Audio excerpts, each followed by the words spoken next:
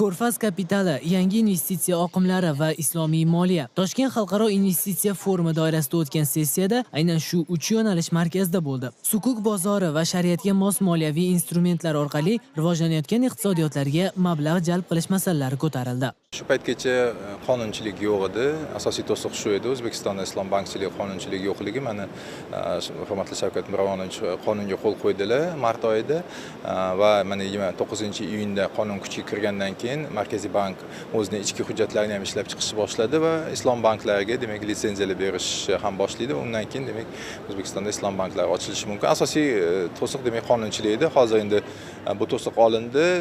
Boshqa hozir to'siq ko'rmayapman. Endi qolgan ichki hujjatlar bu Markaziy bank tomonidan qilinadigan ishlar, ular ustida ishlar ketyapti. Islom bankining ochilishi avvalambor bu demak investorlarga bog'liq. Markaziy bank tomonidan o'sha aytganimdek iyun oxirida demak qonun kuchga kirgandan keyin litsenziyalash imkoni mavjud bo'ladi, lekin litsenziyaga topshirgan bankda albatta o'zini kapital bo'yicha demak o'sha kerakli bo'ladigan kapitalni yetkazish talablari bor va islom bankiga qo'yiladigan talablarni bajargandan keyin u 6 oy muddatda demak muddat qo'yiladi uni litsenziya olish talablarini bajarish uchun. Demak eng tez harakat qilinadigan bo'lsa yillarning oxirigacha islom banklari ochilish imkoniyati mavjud.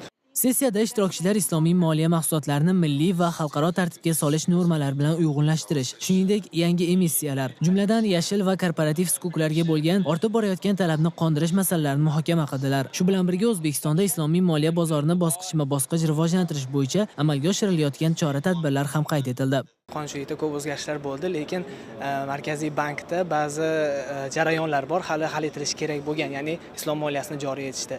Bu qanaqa jarayonlar, qanday to'sqinliklar bor? Markaziy bankda islom moliya kengashini tashkil qilish bo'yicha tartibni ishlab chiqdik.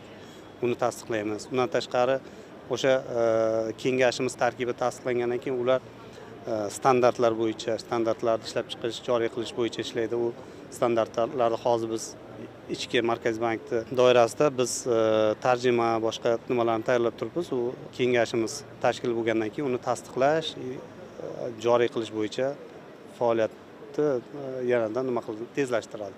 Ya'ni bu aytganimiz to'siq emas. To'siq haqida o'ylamasligimiz kerak. Bu jarayon. Qonun qabul qilinadi, undan keyin qonun osti hujjatlari qabul qilinadi, keyin infrastruktura yaratiladi. Hozir parallel ravishda mana shu qonun osti hujjatlarini ishlab chiqish jarayoni ketyapti.